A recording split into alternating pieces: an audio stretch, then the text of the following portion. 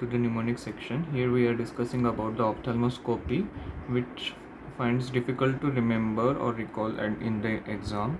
So I created a small mnemonic. Just imagine there is a NEET PG exam after 3 days and we kept 9 short subjects to cover it. Okay, so हमें ऊपर ऊपर से ही देखने पड़ेंगे सब कुछ subject, but हमें वो फुल्ली कवर करने हैं.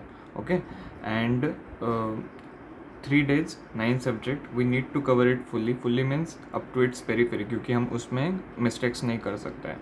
ठीक है, बट हम उसे पेज बाय पेज तो नहीं पढ़ेंगे, तो हमें उसको रेट्रोग्रेड मैनर में पढ़ना पड़ेगा, जस्ट लाइक MCQ सॉल्विंग, और जो डिफ़िकल्ट लगता है वो ज़्यादा. ठीक है, एंड ओवरऑल सब्जेक्ट का व्यू लेना है, मतलब it's a 3D view just like a स्टीरियोप्सिस.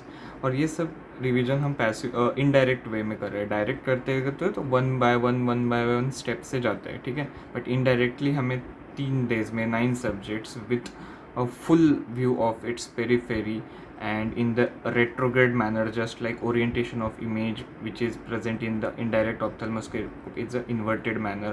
Okay, and stereopsis is present. After that हमें किसी भी हाल में एग्ज़ाम क्रैक करनी है. ओके, सो एग्ज़ाम अगर स्क्रीन ख़राब है, सिचुएशन कुछ भी रहने दो, वो हमें कैसे भी करके कवर करना है. तो ये सब फीचर्स हो गए इनडायरेक्ट ऑप्थेल्मोस्कोपी के. Just I will go through it. Okay, so magnification हमें ज़्यादा नहीं लगेगा. ठीक है, हमें डेप्थ में नहीं जाना है, सो इट्स 3x मैग्नीफिकेशन में.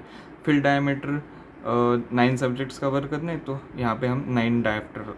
Okay, then orientation of image retrograde पढ़ना है, inverted reverse manner. Okay, then view of its periphery. हाँ, शॉर्ट सब्जेक्ट है, उसे तो रॉन्ग नहीं जाना है, तो it's fully. Okay, and stereopsis 3D view चाहिए एग्ज़ाम में. हम तो 3D या क्लिनिकल बेस है तो हमें 3D व्यू रखना पड़ता है. And finally the exam through, कैसा भी सिचुएशन रहे दो, एग्ज़ाम कैसे क्रैक करना है, we will possibly do that. So it's possible. Exam through the हेजी media is possible. Thank you so much.